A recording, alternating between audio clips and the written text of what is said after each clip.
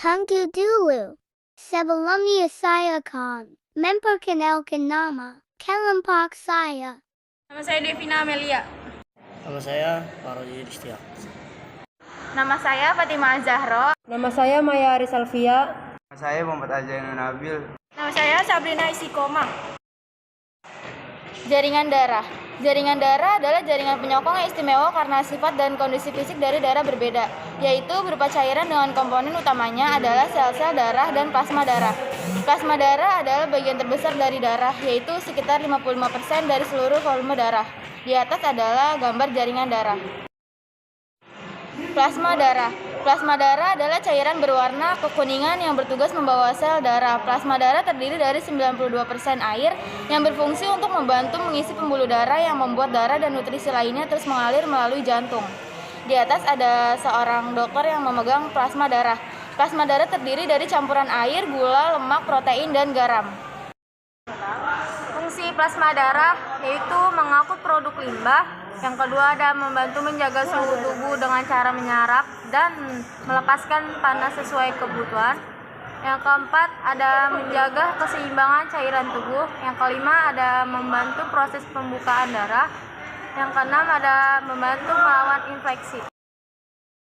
Sel darah putih, leukosit atau sel darah putih ini merupakan bagian dari sistem kekebalan tubuh yang berfungsi untuk melindungi dari infeksi atau penyakit.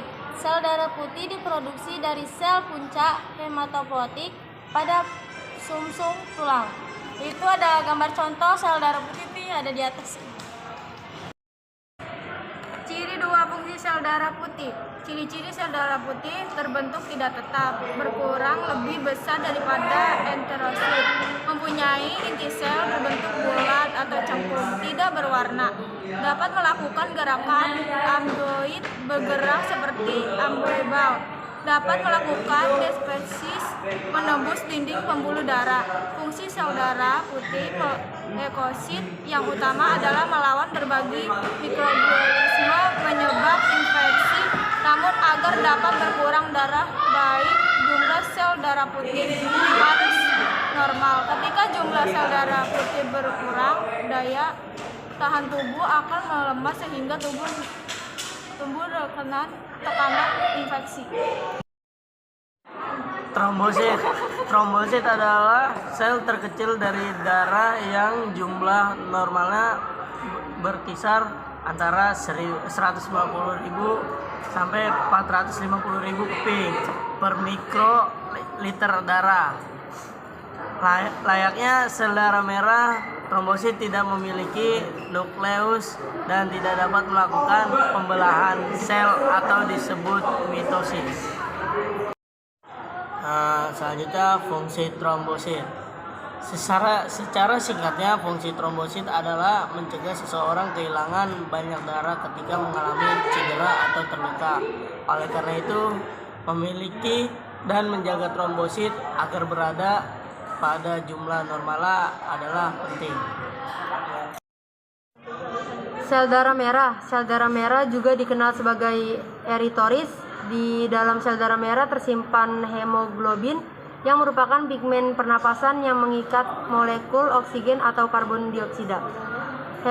Hemoglobin pada sel darah merah membantu dalam pengangkutan oksigen ke berbagai jaringan dan organ tubuh manusia. Ciri-ciri sel darah merah yaitu bentuk cakram bikonkav yang tidak berinti, cekung pada kedua sisinya dan berdiameter kira-kira 7,8 mikrometer dengan ketebalan pada bagian yang paling tebal yaitu 2,5 mikrometer dan pada bagian tengah 1 mikrometer atau kurang.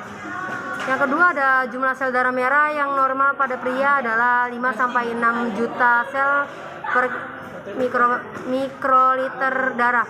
Sedangkan pada wanita adalah 4 sampai 5 juta sel per mikroliter darah. Jumlah normal sel darah putih berkisar antara 4.500 hingga 10.000 sel per mikroliter darah.